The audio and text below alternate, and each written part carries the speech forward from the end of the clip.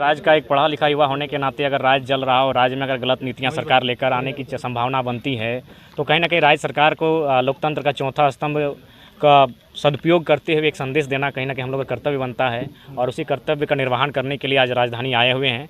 तो मैं फिलहाल जो एक संदेश चल रहा है, जो वर्तमान सरकार फ़ोन कॉल्स के माध्यम से लोगों से अपील कर रही है कि 60-40 की नीति कैसी रहेगी, तो जो 2016 में थी, यानी 60 झारखंडियों के लिए और 40 ओपन टू ऑल। तो कहीं ना कहीं अगर ये नीति अगर राज्य सरकार को बनानी ही थी तो वही सरकार रहती जो सरकार इस नीति को बनाई थी 2016 में। उस सरकार को इसीलिए हटाया गया क्योंकि 60 और 40 की नीति राज्य के हित में नहीं थी। राज्य के हित में इसलिए नहीं थी क्योंकि किसी भी राज्य में जो राज्य की नौकरियां हैं, वैकेंसियां हैं, उसमें 40% का रिजर्वेशन या फिर 40% ओपन अदर स्टेट के लिए, पूरे ऑल ओवर इंडिया के लिए नहीं किया जाता है। उसके लिए आज हम लोग बहुत मेहनत के साथ डॉक्यूमेंट्स के साथ आए थे और हम लोग चाहेंगे डॉक्यूमेंट्स को, हालांकि दिखेगा नहीं लेकिन फिर भी पढ़ सकते हैं। ये आपका जिला शिक्षा पदाधिकारी निदेशक पटना का है, जिसमें जमुई का है। इसमें क्या था कि कोल्हान के साथी का वहाँ शिक्षा विभाग में नौकरी लगा था। उन्होंने किस प्रकार उन्हें निरस्त किया कि इनका स्थानीयता झारखंड राज्य के कोल्हान प्रमंडल से संबंध रखता है, अर्थात इनकी स्थानीयता को निरस्त स्थानीयता के आधार पर इनकी नौकरी को निरस्त किया जाता है। तो उसके बाद आप देख सकते हैं बिहार राज्य का नियोजन नीति क्या है।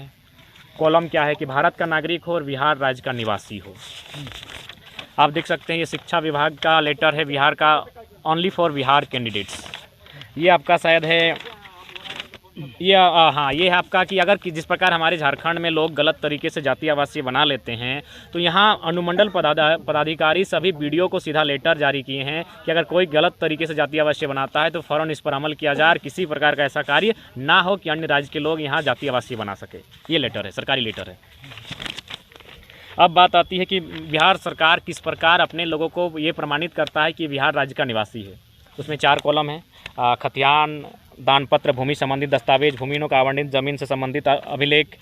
झारखंड में आप एक कॉलम जोड़ सकते हैं संस्कृति और भाषा को लेकर, आप स्थानीयता को परिभाषित कर सकते हैं। जब तक स्थानीयता को परिभाषित नहीं करते हैं तो हमेशा नियोजन पर सवाल होते रहेंगे।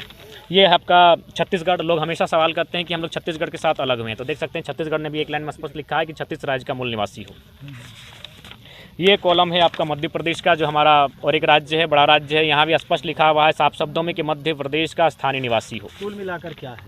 कुल मिलाकर हमारी मांगे यही है कि झारखंड में कॉलम कब बनेगा कि झारखंड का निवासी हो। अब थोड़ा दिखाई देते हैं झारखंड के लेटर को। आपने देखा बिहार की वैकेंसी में लिखा था कि बिहार राज्य का निवासी हो, छत्तीसगढ़ का निवासी हो। उड़ीसा का तो अभी पढ़े ही नहीं है तो बड़ा मजा आएगा। उड़ीसा में तो इतना बैरियर है कि कोई वहाँ घुस ही नहीं सकता है। लेकिन ये है झारखंड, ये झारखंड के आचार्य की बहाली है। यहाँ कहीं कॉलम दिखा है कि झारखंड का निवासी हो? कहीं कॉलम है? आप लोग मीडिया के बंधु देख सकते हैं, आपको सारा डॉक्यूमेंट्स हमने आपके सामने प्रेजेंट किया। उसमें स्पष्ट अन्य राज्यों की वैकेंसी में कि उस राज्य का, भारत का नागरिक हो लेकिन निवासी उस राज्य का हो। यहाँ कहीं कॉलम नहीं है जहाँ लिखा हुआ है कि वो झारखंड राज्य का निवासी हो। साफ एक लाइन में लिखा है भारत का नागरिक हो। इससे बड़ी दुर्दशा और इससे बड़ा बेईमानी इस राज्य के युवाओं के साथ, इस राज्य के युवाओं के भविष्य के साथ शायद ही कोई सरकार कर रही होगी। तो इसलिए आज के प्रेस कॉन्फ्रेंस का उद्देश्य यही है कि राज्य की सोई हुई सरकार, भगत सिंह भी कहते हैं कि कभी कभी बहरों को जगाने के लिए थोड़ा सा बोलना चाहिए। तो हम लोग तो भाई बम का नहीं, कम से कम आर्टिकल 19 जो हमारी अभिव्यक्ति की आज़ादी है उसका प्रयोग करते हुए, प्रेस का प्रयोग करते हुए राज्य सरकार को ही संदेश देने के लिए आए हैं। जब आपके ही पड़ोसी राज्य में इस प्रकार के नियम हैं तो फिर आप इस तरह के नियम क्यों नहीं बना पाते हैं? दूसरा बात, ये हर चीज़ केंद्र को लेकर जाती है। राज्य सरकार की शक्तियों का इन्होंने अध्ययन किया है कि नहीं है? राज्य सूची है, अनुसूची 7, उसमें 3 सूचियां हैं, केंद्र सूची, संघ सूची और राज्य सूची। राज्य में स्पष्ट है एक व्यक्ति एक ही राज्य में स्थानीयता का लाभ ले सकता है। और ये भी कहा गया है कि कोई व्यक्ति अगर काम के सिलसिले में, रोजगार व्यापार के सिलसिले में किसी अन्य राज्य में जाकर स्थापित हुआ है लेकिन उसका संबंध अपने राज्य में है, तो फिर उस राज्य में रहकर भी उस राज्य के किसी प्रकार के नियोजन में, वहाँ के आरक्षण का अथवा उस राज्य के स्थानीय निवासी होने का प्रमाण पत्र के साथ किसी प्रकार का लाभ नहीं ले सकता है। कहना है आपका यही कि सरकार गूंगी बहरी है और हाँ, अपनी शक्तियों का प्रयोग नहीं। बिल्कुल, सरकार गूंगी बहरी है। क्या करेंगे आप लोग? आप देखिए, लोकतंत्र में आंदोलन ही एक उपाय है। छात्र को हम लोग गोलबंद कर रहे हैं। उसके बाद हम लोग ये भी कर रहे हैं कि भाई ये छात्र का आंदोलन है तो छात्रों को में क्या इसकी रायशुमारी है? अगर छात्र 60-40 में खुश हैं, अपनी दुर्गति में खुश हैं, तो आप क्या कर सकते हैं? लेकिन मेरा मानना है जो झारखंडी छात्र हैं वो 60-40 तो क्या 70-30 में भी खुश नहीं रहेंगे। सीधा 90-10 होना चाहिए। 10% अन्य राज्यों के लिए ओपन कोटा है, उसमें आपको आना है, स्वागत है। उसके लिए हम लोग 100% की बात नहीं कर रहे हैं, लेकिन 60-40 नहीं चलेगा। इसलिए काफ़ी बौद्धिक लोग इस लड़ाई को लड़ रहे हैं।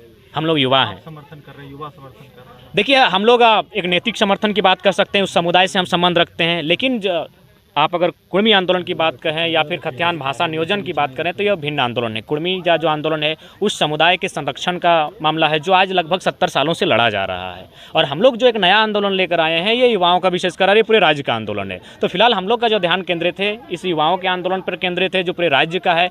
बाकी जो कुर्मी का आंदोलन चल रहा है, आज जब हमारा जन्म नहीं हुआ था, हमारे पिताजी का जन्म नहीं हुआ था, उससे पूर्व से ये आंदोलन चल रहा है।